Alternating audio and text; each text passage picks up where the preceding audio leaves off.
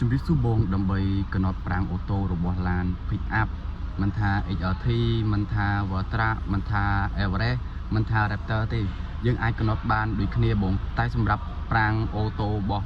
ពួក Pick up Everest ហ្នឹងយើងអាចបិទបានទេបើយើងបិទបានតែពេលដែលយើងពងតែបើកទេអញ្ចឹងដល់ពេលដែលយើងប្លូតឡានហើយយើងបញ្ឆេះវិញ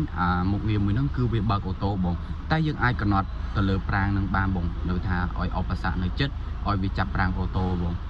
អញ្ចឹងដំបូងបងគាត់ទៅជួយបញ្ឆេះឡានមួយមកបន្ទាប់មកបងក៏វាមកស្គ្រីនកដាបងរកពាក្យរកឡានកដានេះអញ្ចឹងបន្ទាប់មកបើសិនជាពួក Pick up វាមានកន្លែងហ្នឹងវាមានពាក្យ setting កន្លែងនេះមួយបងអញ្ចឹងបងចុចពាក្យ setting កន្លែងហ្នឹងមកវា load background បែបហ្នឹងដូចគ្នាអញ្ចឹងបងរកពាក្យ driver assistant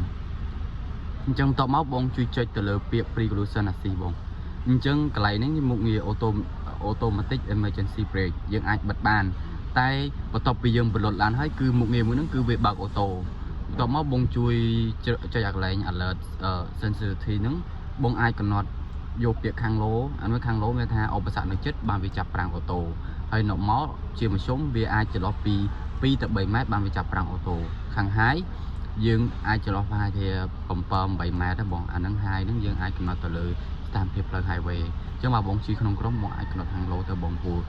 ស្ថានភាពផ្លូវរបស់យើងស្ទះអញ្ចឹងយើងមានឧបសគ្គឬក៏មានឡានអីខាងមុខគឺវាកັບគ្នាអញ្ចឹងក្នុងស្ថានភាពណាមួយបើវាកັບគ្នាគឺវាចាប់ប្រាំងអូតូបង